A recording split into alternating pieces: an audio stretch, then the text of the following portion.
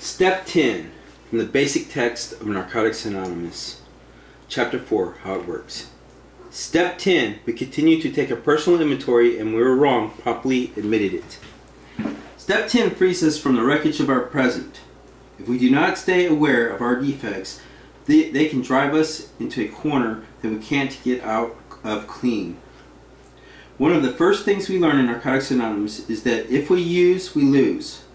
By the same token, we won't experience as much pain if we can avoid the things that cause us pain. Continuing to take a personal inventory means that we form a habit of looking at ourselves, our actions, attitudes, and relationships on a regular basis. We are creatures of habit, and we are vulnerable to our old ways of thinking and reacting. At times, it seems easier to continue in the old rut of self-destruction than to attempt a new and seemingly dangerous route. We don't have to be trapped by our old patterns. Today we have a choice. The 10th step can help us correct our living problems and prevent their reoccurrence. We examine our actions during we examine our actions during the day. Some of us write about our feelings, explaining how we felt and what part we might have planned. We examine our actions during the day. Some of us write about our feelings, explaining how we felt, what part we might have played in any problems which occurred. Did we cause someone harm? Do we need to admit that we're wrong? If we find difficulties, we make an effort to take care of them. When these things are left undone, they have a way of festering. This step can be a defense against old insanity. We can ask ourselves if we are being drawn into old patterns of anger, resentment, or fear. Do we feel trapped? Are we setting ourselves up for trouble? Are we too hungry, angry, lonely, or tired? Are we taking ourselves too seriously? Are we judging our insides by the outside appearances of others? Do we suffer from some physical problem? The answers to these questions can help us deal with the difficulties of the moment. We no longer have to live with the feeling that we have a hole in the gut. A lot of our chief concerns and major difficulties come from our inexperience with living without drugs.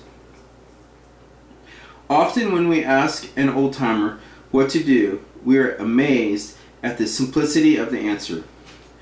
The 10th step can be a pressure relief valve. We work this step while the day's ups and downs are still fresh in our minds. We list what we have done and try to rationalize our actions. This may be done in writing at the end of the day. The first thing we do is stop. Then we take time to allow ourselves the privilege of thinking. We examine our actions, reactions, and motives. We often find that we've been doing better than we've been feeling.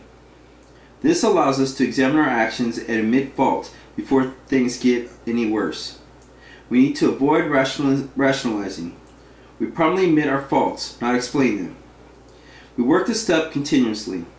This is a preventive action. The more we work this step, the less we will need the corrective part of the step.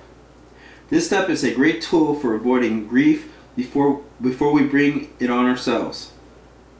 We monitor our feelings, emotions, fantasies, and actions. By constantly looking at ourselves, we are able to avoid repeating the actions that make us feel bad. We need this step even when we're feeling good and when things are going well.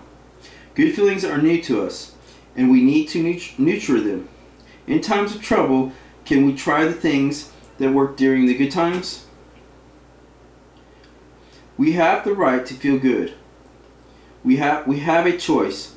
The good times can also be a trap. The danger is that we may forget that our first priority is to stay clean. For us, recovery is more than just pleasure. We need to remember that everyone makes mistakes. We will never be perfect. However, we can accept ourselves by using step 10.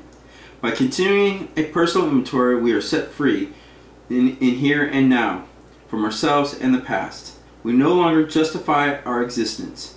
This step allows us to be ourselves.